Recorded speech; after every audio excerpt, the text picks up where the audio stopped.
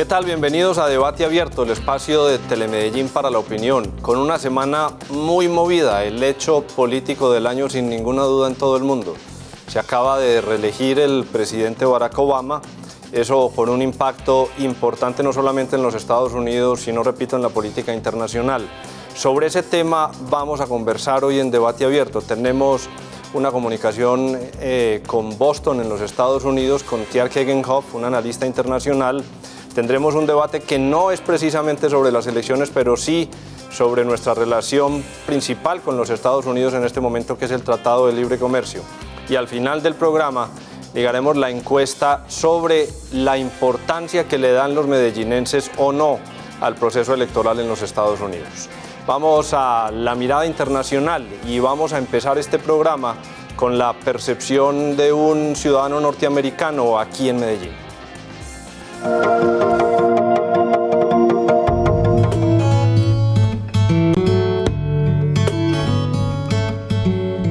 My name is Chris Cajolas. I've been in Medellin for almost 5 months.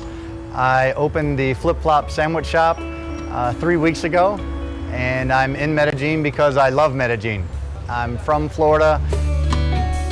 I knew Obama was going to win. In the United States, we have what's called the Electoral College. Just because more people vote for you doesn't mean you're going to win.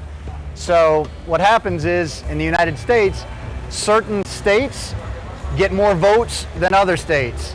So I knew going into it that places like Ohio, they have California, New York, they would all vote for Obama and he would get those votes. So everyone knew from the beginning it would be very difficult for Mitt Romney to win. So I'm very happy he won, and I look forward to 4 more years.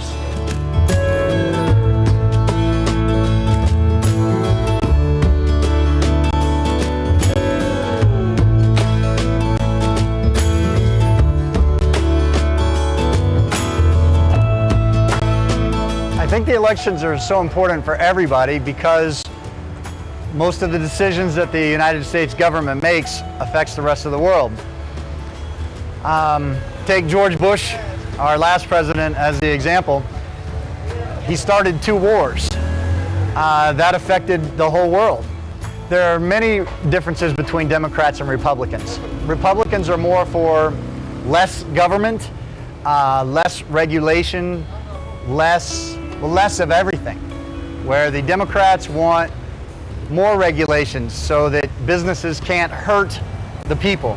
They want health care where everyone is entitled to be healthy. Just more regulations or less regulations. These are the kind of differences that people want. Oh, one other thing. Republicans tend to be more Christian. So you get involved in debates about abortion or gay marriage. A lot of Republicans feel like marriage is only between a man and a woman. Democrats tend to think, if you want to get married to someone, get married to someone. It's okay. I don't think either one is really the best candidate for immigrants. I don't think that either one is going to solve the problem. I think Mitt Romney just wants them to stay away, where Obama wants to bring them in, give them visas and or identification cards. But I don't think either one is really going to do it correctly. I think it will always be a problem.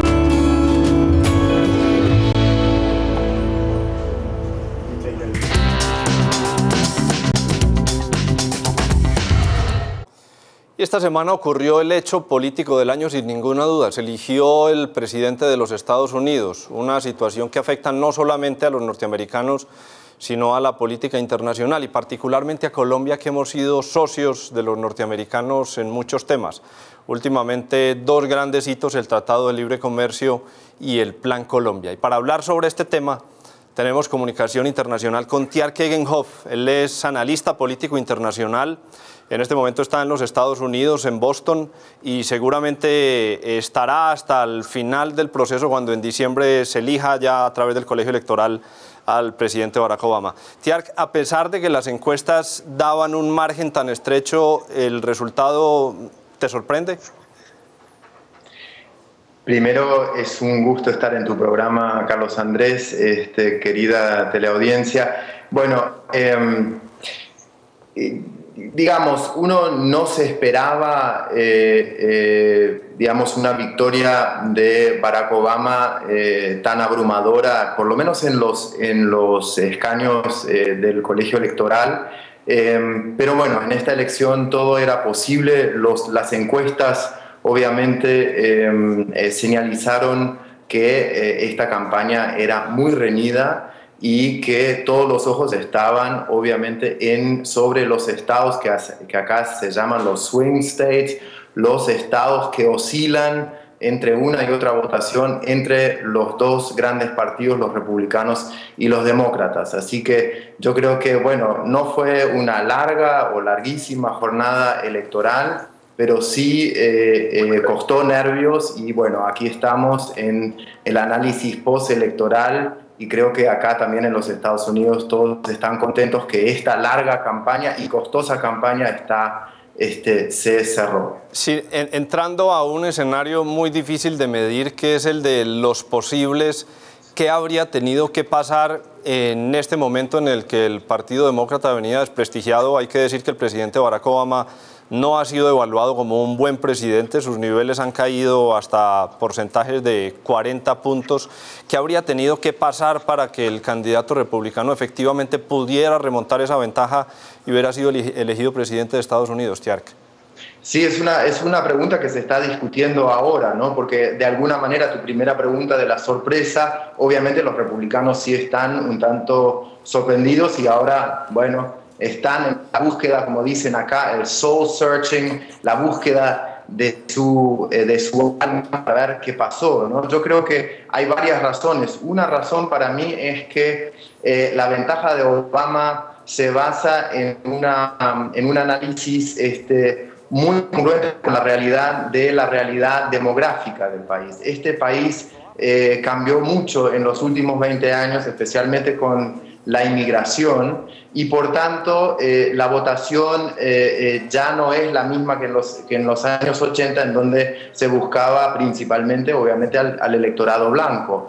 Ahora, Obama se basó en como también acá, para mí era un término nuevo, una coalición de votantes que enmarca a las mujeres, a los votantes más jóvenes y a las minorías étnicas, que eso creo que es interesante para la audiencia colombiana, obviamente, en donde el porcentaje mayor de los latinos o de los hispanos, como se dicen acá, sí, jugó un papel importante en la decisión de algunos estados. Todavía estamos esperando los resultados finales de Florida. Y hay otra. Dime. Quiero seguir con eso que estás planteando y perdóname la interrupción porque no quiero que te me vayas a otro lado antes de culminar el tema de los latinoamericanos. Se habla que los latinoamericanos son un colectivo muy importante hoy en los Estados Unidos, que tienen capacidad inclusive en unos cuantos periodos más elegir un presidente de los Estados Unidos que sea de origen hispano. Cada vez los vemos ocupando posiciones trascendentales. Hay una juez de la Corte Suprema de Justicia de origen hispano, hay congresistas con creciente participación que son de origen hispano, gobernadores de estados, alcaldes de ciudades como Los Ángeles que son de origen hispano. ¿Cuál es el verdadero balance que tienen los hispanos al momento de elegir presidente de los Estados Unidos? Bueno, hay que poner todo en su lugar. Estamos hablando de un porcentaje entre los 12 y 14%, pero en estas elecciones más reñidas, obviamente es un electorado muy, muy interesante para ambos partidos políticos. Y en eso sí, los demócratas han mostrado que por varios temas, pero especialmente por el tema migratorio, han sido capaces de capturar digamos, 70% de ese electorado, que no es un electorado, ojo, no es un electorado clásico de los demócratas, porque también es un electorado con un sentido valórico un tanto más conservador. Así que también para unas elecciones venideras, los republicanos, si se abren a algunos temas como la inmigración ilegal, eso va a ser uno de los temas de los próximos 4 años. Sí. Va a ser un tema importante de cómo aproximarse a esta población latina creciente, como tú bien decías. Y lo que veo uno, Tiarque, es que a pesar de ser un colectivo tan grande, en unas elecciones que no solamente, sino en los últimos tiempos han sido bastante apretados. Recordemos que Barack Obama ganó la presidencia hace 4 años por un margen de 6 o 7 puntos nada más, y los hispanos se constituyen, como bien lo decías, en un porcentaje superior al 12%. Vemos que América Latina no es importante para la campaña, y en los debates, que son quizá el sitio donde se proyectan más los temas de la campaña, América Latina fue mencionada de manera marginal un par de veces. ¿Por qué los candidatos, tanto demócratas como republicanos, tienen este desdén hacia la comunidad hispana o hacia América Latina en general? No pasa solamente con América Latina, ojo, América Latina fue, tú tienes toda la razón, marginado en los debates presidenciales, o digamos en toda esta campaña, pero también si tú ves, Europa como continente no supo integrarse en la retórica de ambos candidatos ni una vez durante los debates. Es un dato interesante. Ahora, a tu pregunta, obviamente yo creo que el electorado latino, más que esperar un debate profundo sobre la política exterior de los Estados Unidos, está muy interesado en cómo, digamos, integrarse a la vida cotidiana de los Estados Unidos de una manera legal, obviamente, también para poder no solamente subsistir, sino sentirse como ciudadanos del mismo rango. Y en eso, obviamente, el tema migratorio es uno de los grandes temas. Y en la agenda exterior de los Estados Unidos, con todo y todo América Latina, con todo lo que están pasando en el Oriente Medio, obviamente, y en Asia hoy, por ejemplo, con la nueva asunción del presidente chino, obviamente América Latina está en unos rangos inferiores, por eso no era, digamos, el tema primario en los debates. Sabemos, Tiar, que hay dos diferencias, una diferencia entre el primer gobierno de un presidente y el segundo periodo. El primer gobierno es pensando en su reelección, en qué no puede hacer para evitar que los votos le lleguen o qué no debería hacer para conseguir más votos. ¿Qué crees que pase con el segundo gobierno de Barack Obama, ya que no está pensando en su reelección y que muy seguramente el vicepresidente Joe Biden también lo descarte, como se ha rumorado? Es decir, es una dupla que fue elegida para gobernar, diría yo, más estos últimos 4 años, que no tienen que hacer cálculos políticos que los primeros 4 años que están terminando. Sí, es una excelente pregunta, Carlos. Yo creo que van a estar un tanto más tranquilos, pero no se pueden tranquilizar mucho porque ya hay desafíos importantísimos. Por ejemplo, hasta enero tienen que saltar el así denominado abismo fiscal, porque si no hay un compromiso de ambos partidos para la situación fiscal del país, esto se acabará en una descomposición del presupuesto actual. Esto como primer punto. ¿Cuáles son los temas? Bueno, un tema que impedirá o del cual dependerá mucho el buen desempeño de este gobierno, segundo gobierno Obama, va a ser cómo operar con el Congreso. Y eso, después de esta elección, bueno, no se ve que habrá un Congreso mucho más proclive a este gobierno Obama, ya que muchos de los moderados del sector republicano se retiraron y ahora hay un giro a la derecha del Partido Republicano, y también un giro quizás un tanto desde el centro a la izquierda de la Fuerza Demócrata. O sea, uno de los desafíos más importantes de Obama es cómo hacerle presión positiva al Congreso, quizás por medio del mismo, digamos, de la misma narrativa del gobierno con la población en directo, para avanzar con los temas importantes del país. Pues es Tjerk Egenhoff, en comunicación directa desde Boston, en los Estados Unidos, testigo directo del proceso electoral norteamericano y además algo muy importante, habla con absoluta propiedad de los temas latinoamericanos, fue director de la oficina de la Fundación Konrad Adenauer, la cooperación alemana para América Central durante muchos años y conoce América Latina mejor que muchos nosotros que somos latinoamericanos. Tjerk, muchas gracias, un abrazo y muy felices nos sentimos por tu participación hoy en Debate Abierto. Te agradezco muchísimo. Un saludo a Colombia. Vamos a hacer una pausa y regresamos en segundos con más Debate Abierto.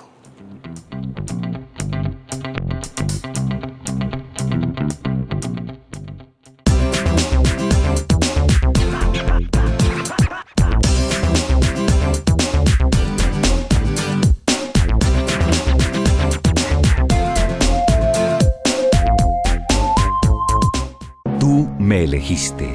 Tú me diste el poder. Aunque estés en tu trabajo, en tu casa, en la universidad, al votar por mí, elegiste estar presente donde yo esté. Por eso, tú y yo del mismo lado. Tú y yo con poder para proponer, para pensar, debatir, discutir y para finalmente poder decidir. Tú haces parte de las decisiones más importantes que se toman en tu ciudad. Consejo de Medellín. El poder es tú, yo.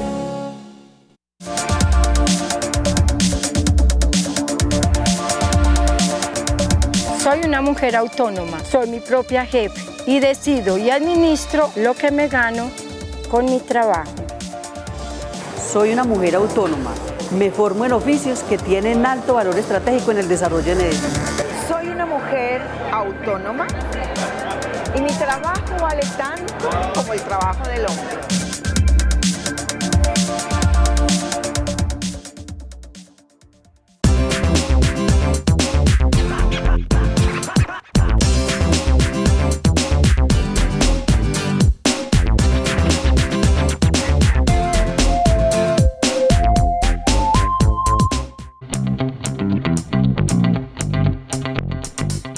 Regresamos a Debate Abierto y hay un tema que vuelve a ponerse de moda ahora con las elecciones de los Estados Unidos, cuando todos los medios de comunicación nos recuerdan a los Estados Unidos y la relación de Colombia con este país, y nosotros queremos ir un poquito más allá de lo que se ha hablado en esta semana frente a esas elecciones en las que Barack Obama fue reelegido. Hace un año el Congreso norteamericano aprobó el Tratado de Libre Comercio con Colombia. Y hace unos pocos meses, el 15 de mayo, a través de una decisión tomada por el presidente Barack Obama y anunciada en Colombia, se empezó a darle vía libre a este Tratado de Libre Comercio. ¿Qué balance se puede hacer con estos meses que llevamos de marcha y con este año desde la aprobación del Tratado de Libre Comercio en los Estados Unidos? De eso vamos a conversar hoy en el debate.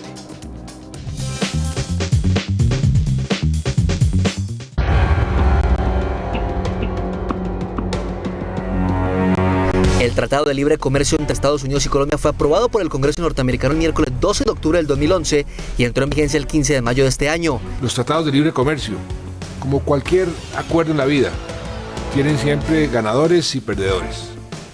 En el caso del TLC con Estados Unidos, los primeros, es decir, los ganadores, son la gran mayoría, en tanto que los segundos pueden tener la seguridad de que van a contar con el apoyo del gobierno para adaptarse a las nuevas circunstancias.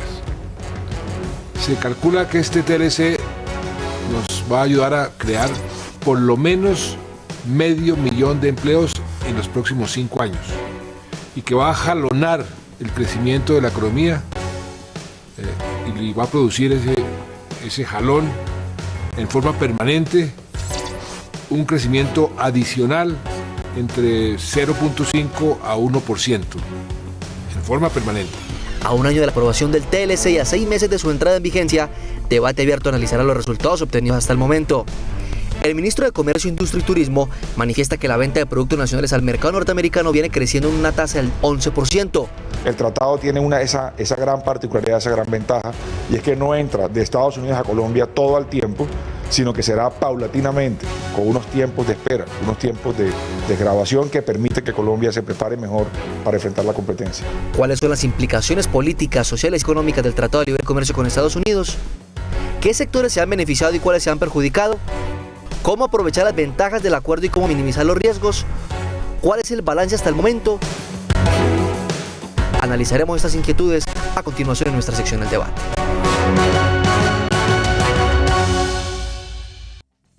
Seis meses de aplicación, el Tratado de Libre Comercio ya está en un punto de hacer un análisis primario. ¿Qué ha pasado en estos 6 meses? ¿Cómo nos habíamos preparado nosotros en Colombia en estos años que llevábamos negociando el Tratado de Libre Comercio, que se empezó a negociar desde gobiernos anteriores y se firmó en el gobierno del presidente Juan Manuel Santos? Para hablar sobre este tema y las implicaciones que esto tiene en nuestra vida diaria, y yo creo que esto es muy importante recalcarlo, esto implica de manera positiva o negativa a los colombianos, a los ciudadanos de a pie. Vamos a conversar con Jorge Aristizábal, es catedrático de la Universidad de Antioquia, y con Miguel Echeverry, que es el director de ACOPI. Y quiero empezar con dos personas que han estudiado bastante, además por su trabajo han tenido que participar en diferentes mesas de discusión de lo que venía a ser el Tratado de Libre Comercio. Quiero empezar con Jorge. ¿Usted le cree al presidente Santos cuando dice 500.000 nuevos empleos en 5 años? Nuevos desempleos.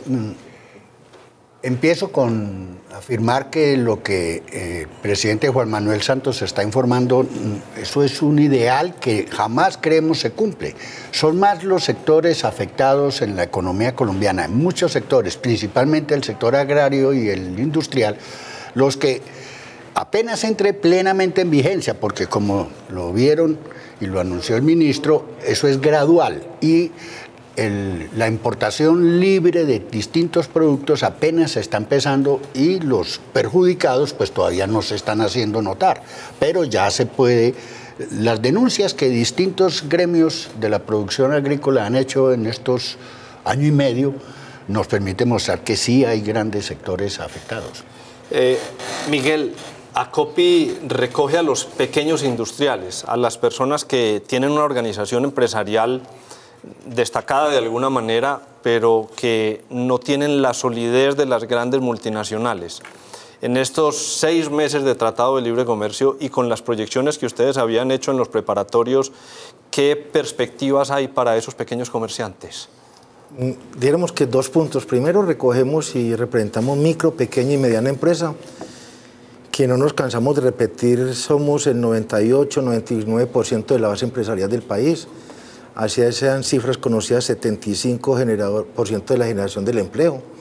Eso ya de por sí va mostrando una dinámica de lo que puede estar pasando, particularmente con el tema de los sectores afectados, con los sectores de si ACOPI o la PYME se estaba preparando.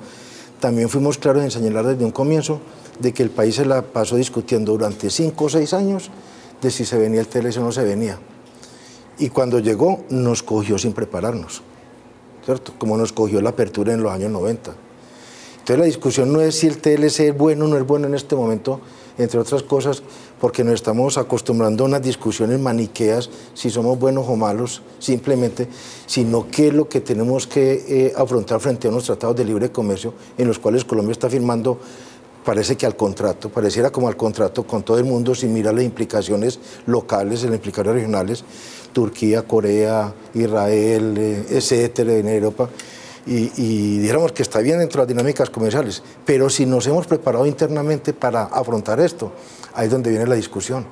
O sea, tenemos unos problemas grandes de competitividad, grandísimos, tenemos problemas grandísimos y graves de infraestructura, de productividad.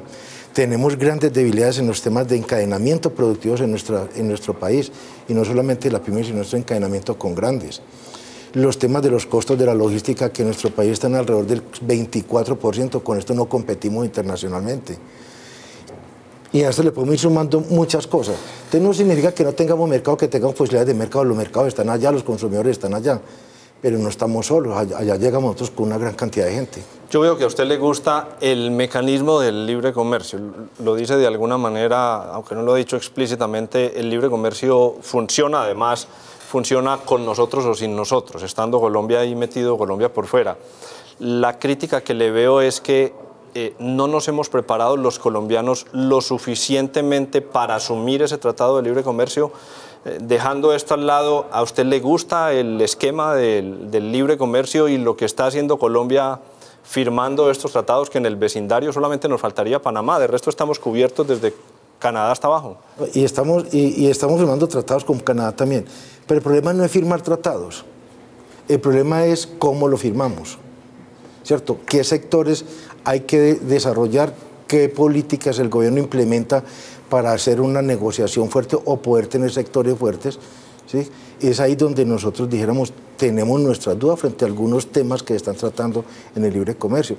Los temas de servicios, los temas de propiedad intelectual, no solamente el tema de la manufactura. Las grandes multinacionales ni siquiera ya se preocupan dónde producen, sino dónde les sale más barato producir. Entonces hoy día están en Colombia produciendo confección o estaban produciendo confección, pero al día siguiente se van para la India, se van para otra parte y ellos controlan y manejan los canales de comercialización. Entonces, esos son los temas que tenemos que entrar a tratar en el país. ¿Cómo protegemos? Sí, Jorge, ¿a usted el libre comercio le gusta? Independiente de cómo lo hemos manejado, ¿le gusta el mecanismo de que Colombia suscriba tratados de libre comercio? Hombre, no nos oponemos a las relaciones comerciales con el resto del mundo. Como dice el doctor Echeverry, ¿en qué condiciones? Estados Unidos y Colombia tienen unas economías muy asimétricas. Allá está lo más avanzado en la ciencia, la técnica, y aquí no hemos podido llegar siquiera a una industria mediana de buena capacidad que cubra siquiera el mercado interno. Entonces, si queremos desarrollar al país, debemos proteger el mercado interno para que se desarrolle la industria, el agro, etcétera, y crecer. Entonces, no libre comercio. Es la protección del mercado interno lo que garantiza que haya un surgimiento de estos sectores básicos de la economía. Y para generar empleo, generar riqueza. Y tenemos una población de 45, 46 millones de habitantes, que es un mercado interno que se lo envidia los Estados Unidos, por eso firma el tratado con nosotros, porque quieren arrebatarnos ese mercado para invadirnos de textiles, de zapatos, de todo. Todo va a llegar.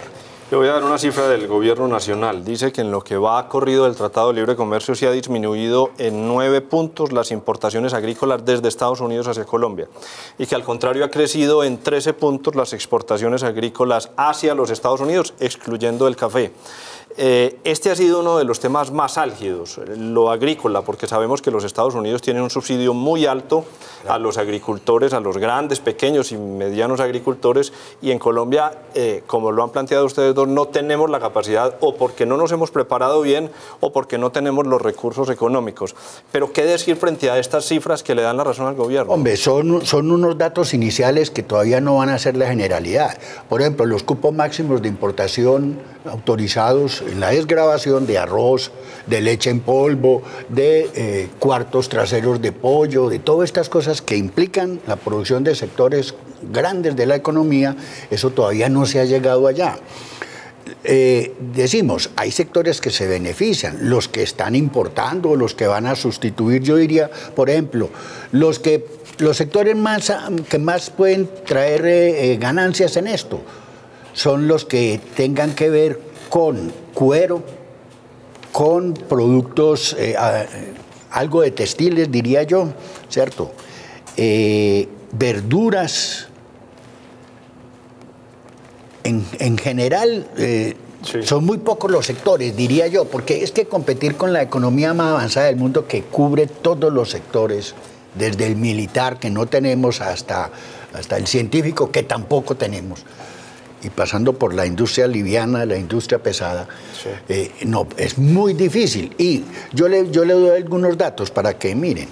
¿Qué han dicho los arroceros? 300.000 familias en 200 municipios de Tolima, Huila, Meta y Urabá están sometidos en pocos años a que desaparezca su producción. Y son 4 departamentos, 211 municipios. Eso es... Miguel, ¿quiere hablar sobre este tema o me deja introducirle otro que yo sé que usted... Pero una pequeña... Diéramos, el gobierno acaba de aprobar una importación de arroz, ¿cierto? Que porque no hubo producción interna suficiente. Bueno, pero hay también hay que mirar dos cosas. Mientras en Colombia el rendimiento por hectárea son 5 toneladas, estamos compitiendo con un Perú que está produciendo 11 toneladas por hectárea, un Ecuador que está en 9, y Estados Unidos está en 8 o 9 más o menos aproximadamente, también en promedio 10. Que también esos vecinos tienen tratado de libre comercio con los Estados Unidos. Tienen tratado de libre comercio. Y Colombia se acaba de aprobar una cuota de importaciones ahora hasta diciembre y después otra hasta marzo, pero también hay que mirar una cosa, ¿cuántos importadores de arroz acceden a esa cuota? O sea, son 2 los que están importando. El resto es la gran cantidad de comerciantes de la parte del arroz, los que tienen que empacar y molino y todas las cosas, no están accediendo a esas cuotas de importación, por ejemplo. Entonces, no solamente es el tema, no es el tema solamente del campo, que es dificultoso, pero ¿qué estamos haciendo para elevar el rendimiento por hectárea? Porque tampoco podemos quedarnos simplemente en que porque vamos a afectar o no vamos a afectar, sino qué hacemos para mejorar, para no tener el otro tema que entonces tendríamos que proteger simplemente por proteger. Además de todas estas críticas frente al Tratado de Libre Comercio, hay una bien importante, y es que no hubo la comunicación adecuada para contarnos qué iba a pasar una vez entrara el TLC en vigencia. Por ejemplo, se tenía el mito de que una vez empezando el Tratado de Libre Comercio, es decir, a partir de mayo de este año, los carros producidos en los Estados Unidos iban a llegar mucho más baratos. Eso es uno de los mitos que nos encontramos en todo este proceso. Y vamos a ver un video de qué pasó a algunos concesionarios que traían carros de los Estados Unidos y cuál fue ese choque que se dio en el momento de entrada en vigencia del TLC.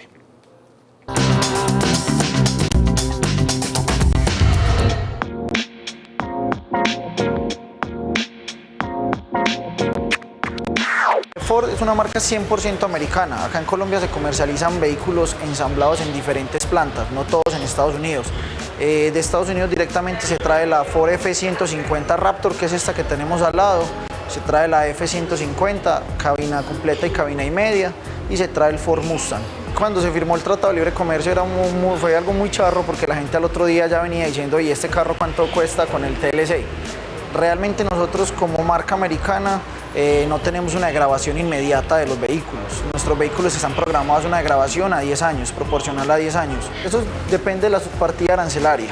Todos nuestros vehículos están en la subpartida C, que es una clasificación totalmente diferente a la que van a tener una degradación inmediata. La degradación inmediata está para la subpartida A, la cual son automóviles de más de 3.000 centímetros cúbicos, 4x4 tracción trasera, con una altura de rin específica. Es algo muy complejo que la gente por desconocimiento pues del tema, por ser tan complejo, ha tenido como sus diferencias y ha afectado el mercado. Este vehículo cuesta en este momento 119 millones de pesos. Como el arancel es el 35%, la programación a 10 años es un 3.5% anual, que sería aproximadamente dentro del arancel, sería entre 1.000.000 y 1.600.000. Claro que también hay que tener en cuenta el dólar, porque si el dólar sube, se come lo que baja el arancel. Climatizador, temperatura 18 grados. Climatizador, temperatura 18. ¿Es correcto? Sí, este es el Ford Mustang. Este vehículo tiene una degradación arancelaria a 5 años, debido a la configuración de motor, tracción, pues debido a la subpartida que tiene el vehículo. Es un carro de lujo que el precio que tiene es de 108 millones de pesos. A nosotros realmente el TLC con Estados Unidos, por ser una marca americana, nos viene a beneficiar. No va a ser algo a corto plazo, como ya les había dicho, es algo a largo plazo. Y nos comparamos nosotros con otras economías latinoamericanas. México tiene un tratado firmado con los Estados Unidos y con Canadá hace 15 años aproximadamente. Y dicen que las exportaciones en México han crecido desde México a los Estados Unidos, pero ha ocurrido un grave problema, y es que muchas empresas de los Estados Unidos compraron empresas mexicanas en una gran crítica dentro de los Estados Unidos, que el trabajo que antes hacían norteamericanos ahora lo hacen los mexicanos, y por supuesto esas empresas que ahora están en México se les cuentan como exportaciones en México. Miguel, ¿hay alguna posición favorable para los exportadores o todo se ve en un panorama oscuro como lo estamos viendo, comparando lo que nos planteaba Jorge ahorita y estas cifras de economías no similares a las nuestras, pero latinoamericanas? Indudablemente hay un proceso internacional que es una tendencia y de la cual nosotros no nos podemos abstraer. Lo que nosotros sí decimos es que para que no se caiga, no se destruya el aparato productivo del país, el gobierno tiene que implementar políticas para poder ser actores en estos tratados de libre comercio. Y se ha venido haciendo algunos ejercicios y tenemos oportunidades en el sector confección, como lo hemos dicho, algunos sectores agroindustriales, joyería, artesanías y bueno, etcétera. Hay una serie de sectores que dijéramos tienen posibilidad en estos tratados fundamentalmente con Estados Unidos. Pero el tema es que nuestras economías, y estoy hablando desde la pyme, en términos generales agregan poco valor para entrar a estos mercados que son más sofisticados. Entonces, ahí tenemos que hacer unos esfuerzos muy grandes y cuando uno dice esfuerzos muy grandes, eso requiere dinero, requiere plata para poder dinamizar, para poder modernizar tecnológicamente, para poder hacer pruebas de innovación en las industrias, para poder trabajar, así se cansa uno de repetir procesos de encadenamiento, procesos asociativos para poder llegar a estos mercados. No basta solamente con crear el marco o la cancha del TLC, hace falta ponerlos a los actores que estamos dentro de la cancha a jugar el papel protagónico que tengamos. Pero el Estado tiene que cumplir también un papel de no que las fuerzas del libre mercado se regulan a sí mismas. Pues lo acabamos de vivir pues con un acto de crisis financiera que tiene que entrar a intervenir. El Estado tiene que entrar a intervenir cómo regula, cómo complementa y cómo sobre todo ayuda a la redistribución de la riqueza en el país. Miguel planteaba algo, Jorge, que yo creo que cabe mucho en este proceso de los tratados de libre comercio. La economía de un Estado no puede estar al vaivén del mercado, a ver si las cosas van a funcionar como podrían funcionar en una empresa privada, que está al vaivén de que pueda hacerse rica o pueda llegar a quebrarse, como ocurre con las estadísticas que dicen con un alto número. El Estado debería intervenir en algunos sectores, sobre todo en los agrarios, donde los Estados Unidos y otros países importantes me refiero a economía, ahora viene el Tratado de Libre Comercio con Europa, que seguramente tendrán muchos subsidios para el agro. ¿Cómo podría el Estado colombiano ayudar a los pequeños campesinos, a las personas que le dedican su jornal a sacar unas cargas de producto y no son los grandes productores que tienen los norteamericanos? Con una cifra adicional que le doy, en México dice que se ha perdido 2 millones de trabajo en el agro desde la entrada en vigencia del Tratado de Libre Comercio. Es cierto, mire, yo para responderle su pregunta quiero arrancar con lo siguiente. Es que los tratados de libre comercio no son una necesidad. Se están imponiendo en el resto del mundo en algunos, pero yo le cuestiono con 3 economías de alto dinamismo y de alto crecimiento como son China, India y Brasil. Ninguno de esos países ha necesitado firmar ningún TLC con nadie y dígame si no están creciendo y a ritmos mucho más grandes que el nuestro, ¿cierto? 8, 10% China, 7, 6% India y Brasil, pues que es el gigante latinoamericano y no firman tratados de libre comercio, protegen su mercado interno, es lo fundamental y como tienen excedentes, hacen lo que Estados Unidos, invadir el resto del mundo con los excedentes, que no son muchos. Mire, Estados Unidos, en promedio, el 11% de lo que produce es lo que exporta, lo que le sobra, los excedentes, y son fundamentalmente productos agrícolas, cereales, maíz, trigo, etcétera, ¿cierto? Eso es lo que trata de colocar y para eso se pone al servicio de los TLCs. Entonces, ¿qué debía hacer un Estado? Nosotros, desde que se empezó a discutir, no solamente el TLC, sino previamente cuando Estados Unidos quería formar un gigantesco mercado para él solo, el ALCA, Área de Libre Comercio de las Américas, algo similar a lo que hizo Alemania con la Comunidad Europea, que esclavizó al resto de Europa y se están quebrando Grecia, España, Portugal, etcétera. Y el fuerte es Alemania. Aquí quería Estados Unidos jugar ese papel. Es el contrapeso que le ha tratado de hacer el presidente Chávez con el ALBA, ¿no? Más o menos, sí, ya en el terreno político y de integración subregional.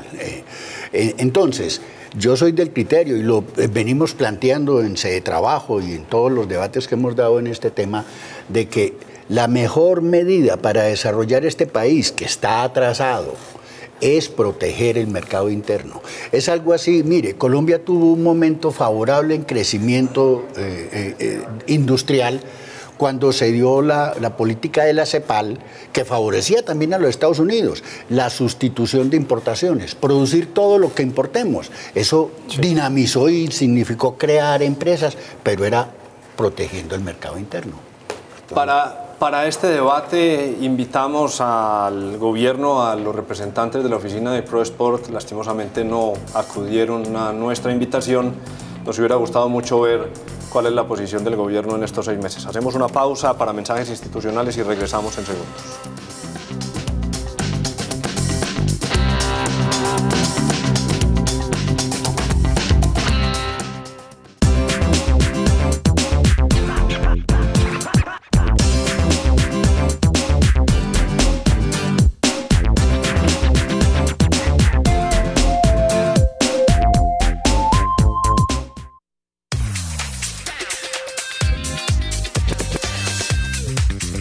Estos son los temas para el próximo martes en Negocios en Telemedellín. Antes de vender, cierre la boca y observe a sus clientes. Esa es la propuesta que nos trae Luis Fernando Duque con la tipología Sheldon. El inbound marketing o el arte de atraer a los clientes fácilmente con estrategias digitales. A Tierra, un desarrollo interesante sobre consultoría en derecho ambiental. La historia de emprendimiento del teatrico con Germán Darío Carvajal o cómo convertir el arte en una empresa. Este es Negocios en Telemedellín, lunes 10 de la noche, martes 11 de la noche.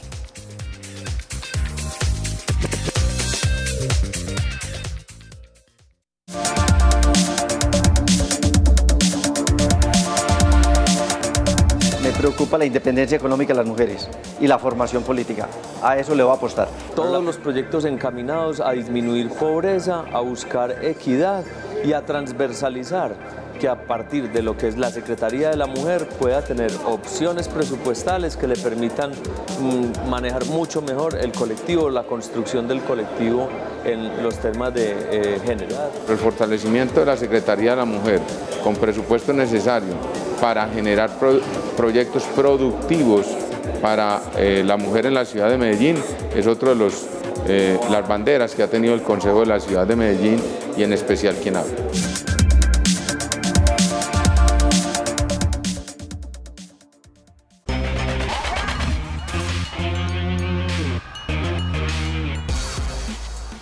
Ese día tan trágico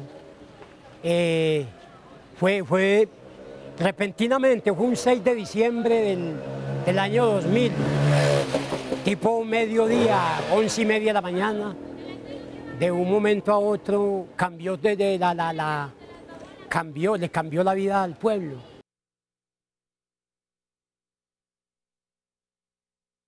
Después de tanto inconveniente, traspiés, inestabilidad, ya esto es una felicidad grande, se siente mucha satisfacción.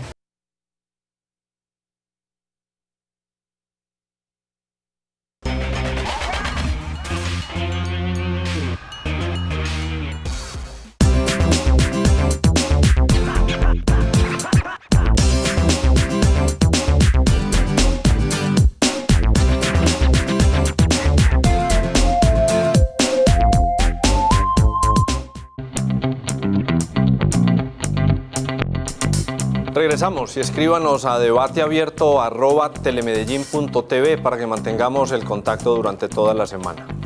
Y había un punto intermedio entre no tener este tratado de libre comercio y tener uno a medias, que era el APDEA, que era una concesión que se había hecho a los países que luchaban en contra del narcotráfico.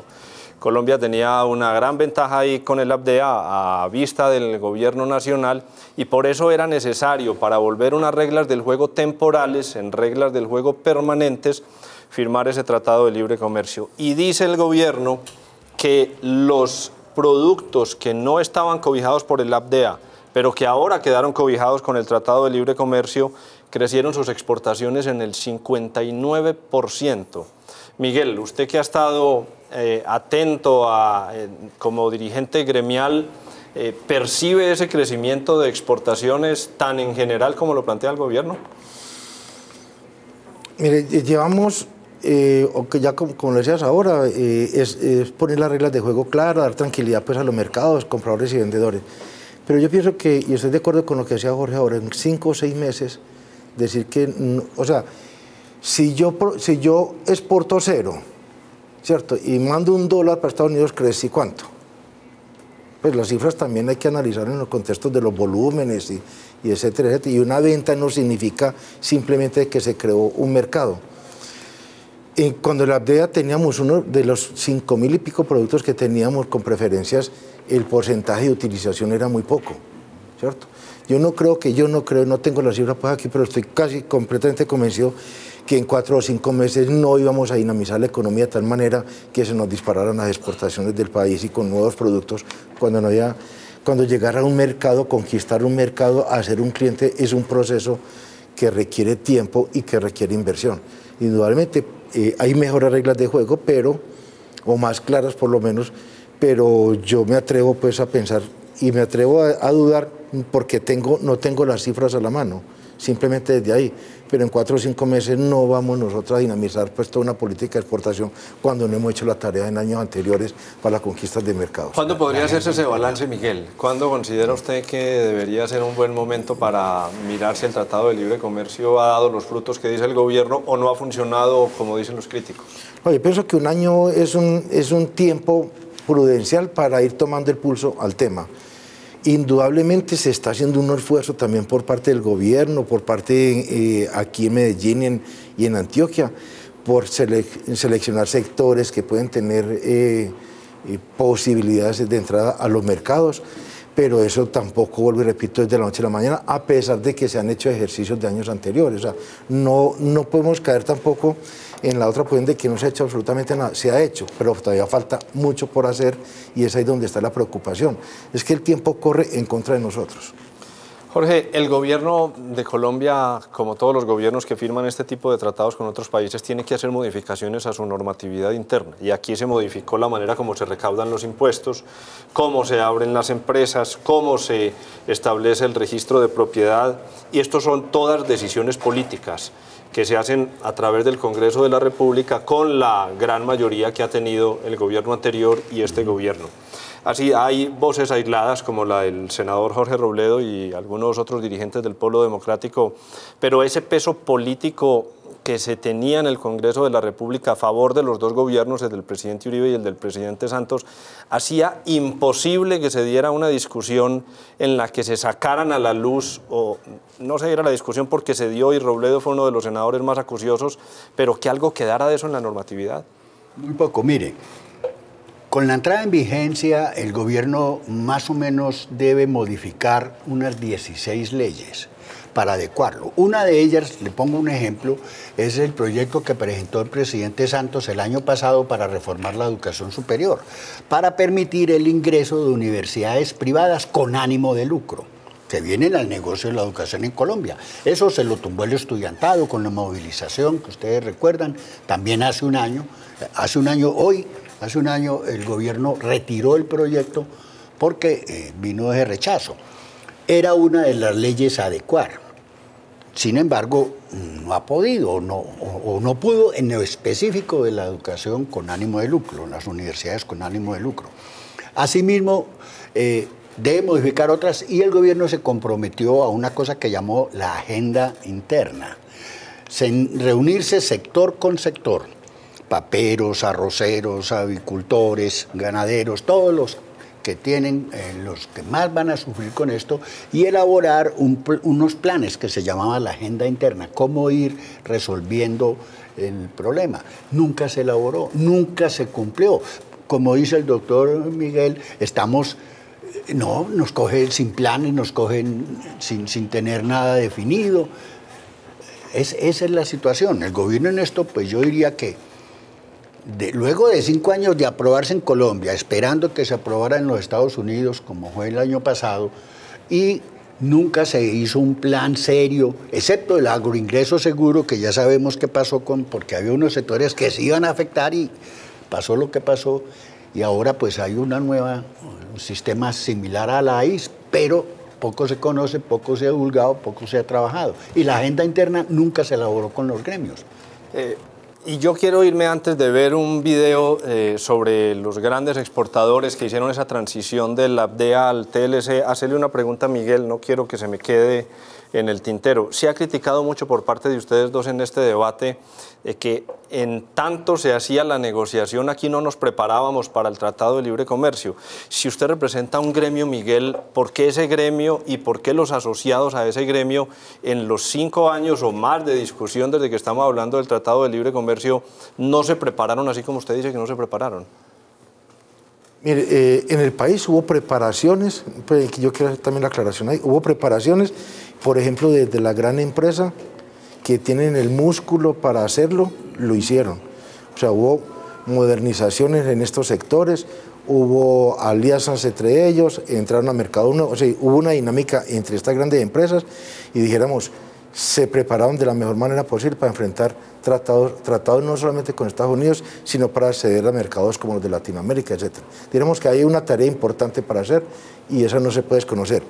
El problema con la pequeña y mediana empresa es que también necesita apalancamiento y recursos y políticas desde el Estado que no pueden ser iguales que para todos los sectores. Tiene que haber una diferenciación. ¿Y cuáles son las características de debilidad de este sector de la MIPYME? Lo repetimos ahora, escaso acceso financiero, bajo nivel de desarrollo tecnológico, bajo desarrollo de innovación, poco tejido empresarial, etcétera. No solamente para trabajar entre ellos, sino para trabajar en encadenamiento, inclusive como proveedores o articuladores con la gran empresa. Ahí es donde la tarea todavía está lenta y que falta por hacer, y en la cual se ha venido haciendo, como decía ahora, tímidamente, pero todavía falta mucho más en ese sector.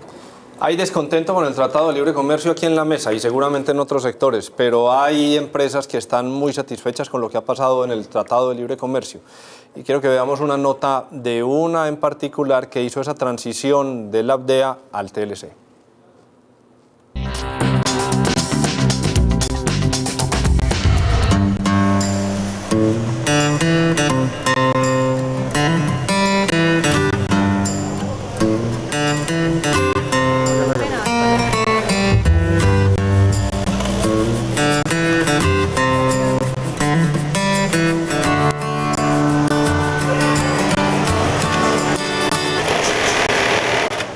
Jeans es una empresa productora de blue jeans y nosotros exportamos o producimos más bien cerca de 23.000 unidades día. Tenemos producción para clientes nacionales e internacionales, principalmente Levi's, Tommy, Polo y marcas nacionales hemos trabajado como para Permoda, como para Hermeco, entre otras. Desde 1993 llevamos funcionando y exportando con éxito a varios mercados, principalmente al mercado norteamericano. Para nosotros el TLC es algo indispensable para el buen funcionamiento de nosotros. Recuerda que antes teníamos el ABDEA, que era la preferencia económica, que nos permitía entrar sin pagar ningún tipo de arancel. Cuando el ABDEA dejó de estar en vigencia, nosotros automáticamente pasamos a pagar el 17% de arancel aproximadamente, lo cual esto encarece nuestros productos y nos hace en algunos casos inviables. Al tener el tema del TLC, nosotros lo tenemos por un tiempo indefinido y eso nos permite dar tranquilidad a nuestros clientes y permitir buscar nuevos mercados. Para nosotros en realidad esto es un beneficio, como te decía, nos da la posibilidad de entrar al mercado americano sin tener que pagar un arancel, siempre y cuando cumplamos ciertos requisitos de orígenes, como lo es que toda la tela tiene que ser de origen colombiano o americano. Cada vez eso te implica ser mucho más eficiente y poder brindar una mejor calidad a nuestros clientes, que es lo que se busca siempre.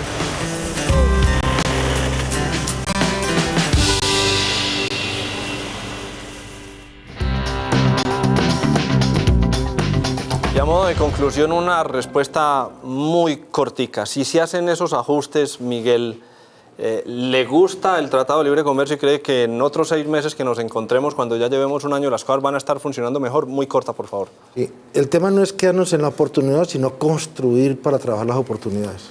Pero ¿sí le gustaría, cree que podrá funcionar el Tratado de Libre Comercio? Si hacemos las tareas. ¿Y a Jorge?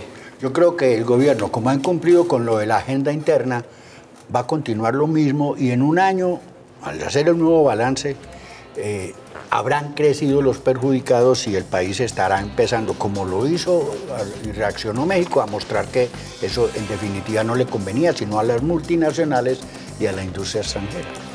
Gracias. Son Miguel Echeverry, director de ACOPI, y Jorge Aristizábal, catedrático de la Universidad de Antioquia, que estuvieron acompañándonos hoy en Debate Abierto. Muchas gracias. Muchas gracias a usted. Muchas gracias. Vamos a una pausa y regresamos con la encuesta. ¿Le importa a los ciudadanos de Medellín la política en los Estados Unidos y todas estas implicaciones que trae? Ya volvemos.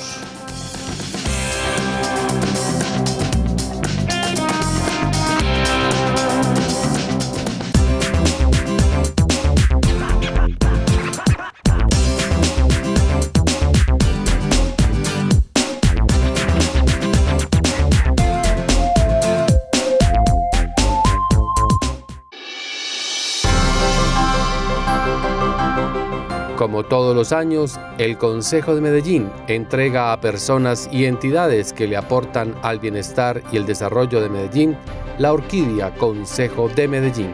La gala será este martes 13 de noviembre a las 6:30 de la noche por Telemedellín. Aquí te ves en sus 15 años.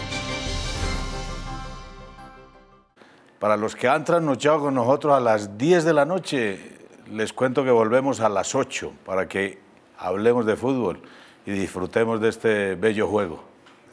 Pensando en ustedes, nuestros televidentes, todos los domingos a las 8 de la noche, maestros, fútbol bien pensado.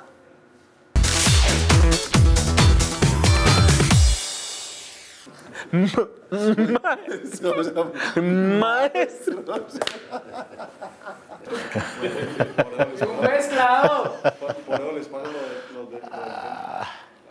Listo.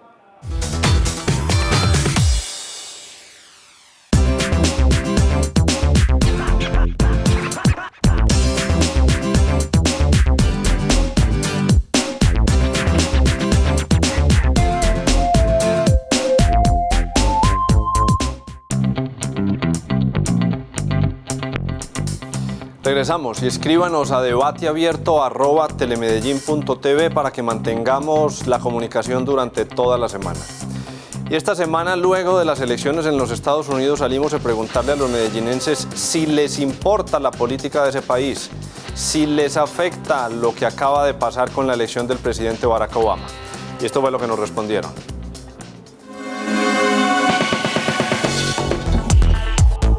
El martes 6 de noviembre los estadounidenses eligieron su presidente para el periodo 2013-2016. La encuestadora MGR Investigaciones de Mercado para Debate Abierto les preguntó a los ciudadanos de Medellín su opinión frente a esas elecciones en Estados Unidos. Según la encuesta, a la primera pregunta ¿qué tanto les interesan las elecciones presidenciales en los Estados Unidos?, los medellinenses respondieron nada 28%, poco 34%, algo 20%, mucho 11%, muchísimo 5%, no sabe no responde 2%. A la segunda pregunta, ¿con cuál de los siguientes expresidentes de los Estados Unidos cree que le ha ido mejor a Colombia?, los ciudadanos opinaron Barack Obama 47%, Bill Clinton 9%, George Bush 8%, ninguno 25%, no sabe no responde 11%.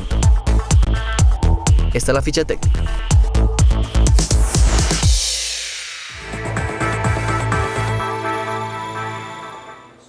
Lamentablemente, como siempre pasa, América Latina fue un cero a la izquierda en esta campaña presidencial que acaba de terminar en los Estados Unidos. Ni para el presidente reelegido ni para el candidato republicano los latinoamericanos fueron el foco de discusión en ningún escenario, más allá de un par de comerciales de televisión grabados por ambos. Lo paradójico es que este núcleo se convierte cada vez más en un segmento que incide directamente en el resultado electoral. Y se ha dicho hasta la saciedad que muy pronto veremos un presidente de ese país con ascendencia hispana. Pero ¿cuál es la razón por la que no somos tan importantes para los políticos estadounidenses en campaña? Sencillamente el tema que más mueve la intención de voto en ese país desde hace muchísimos años es la economía de bolsillo. Es decir, qué los afecta en el día a día y qué nuevas oportunidades se podrían crear para vivir mejor. La política internacional es tan poco tenida en cuenta que si algún día es elegido un latino presidente, no lo será por su origen, sino porque ofrece mejores condiciones económicas a los votantes. Sin embargo, hemos ganado espacios como el Tratado de Libre Comercio y el Plan Colombia, que han favorecido la relación bilateral y, sin duda, por el conflicto interno asociado al terrorismo y el narcotráfico, seguiremos estando en la agenda. no en campaña, pero sí en el día a día de los gobiernos. Y aquí terminamos Debate Abierto. Les agradecemos mucho su compañía. Tienen elementos de juicio sobre estos temas de política internacional y política interna para que se formen su propia idea. Soy Carlos Andrés Pérez y los espero dentro de 8 días en Debate Abierto.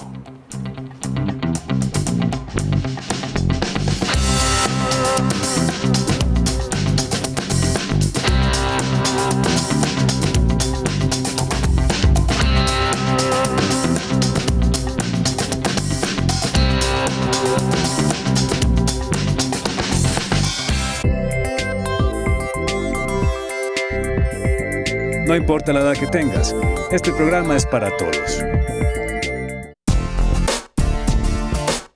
A continuación, noticias del Senado. Reforma tributaria afectaría recursos para el SENA y el ICBF. Gravísimo no contar con estas ayudas. Las senadoras hacen frente común contra la violencia de la mujer. Si aumentan las denuncias es porque ya la gente no lo tolera. El Congreso le pide al gobierno medidas eficaces para que más colombianos puedan cursar el bachillerato. El problema no es por deserción, sino simplemente por falta de oferta educativa. No hay colegios. Se instalaron mesas de paz del Congreso en Villavicencio y Pasto. La gente reclama atención a esas regiones golpeadas por la violencia. En el sector de Colombia nos tienen olvidados. En el Tolima denuncian atentado contra el medio ambiente por multinacional que explora oro. Les tenemos lo que trinan los senadores y las respuestas a la pregunta de la semana. No se pierda a quienes los senadores le sacaron tarjeta roja, amarilla y la figura de la semana. Y esperen los temas para contar.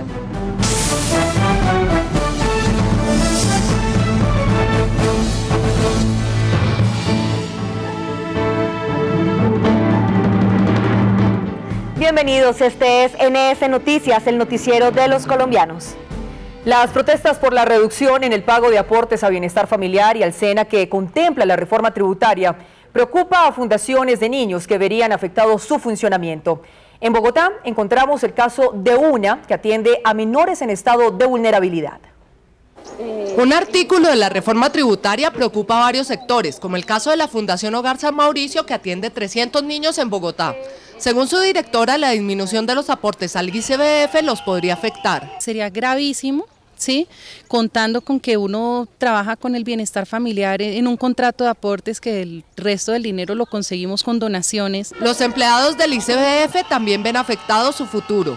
Si no hay recursos o si no hay el flujo de recursos en la oportunidad y la cantidad que se ha previsto, pues muchos programas van a quedar en riesgo. En el Congreso se debate la iniciativa del gobierno, que ha generado posiciones encontradas. Que el ICBF ya parte se está financiando por el presupuesto general de la nación. Particularmente ese artículo a mí no me gusta, yo no lo voy a acompañar.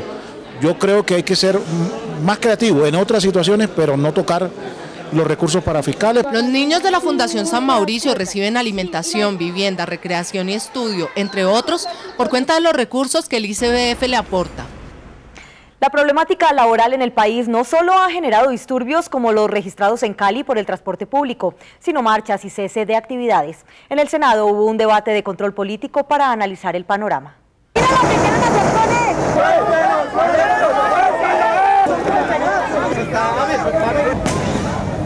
Esto es lo que a diario viven quienes reclaman su derecho al trabajo. Se está llevando a la fuerza pública a sacarnos de las vías, nos están tirando del SMART, es definitivo la situación, no nos permite.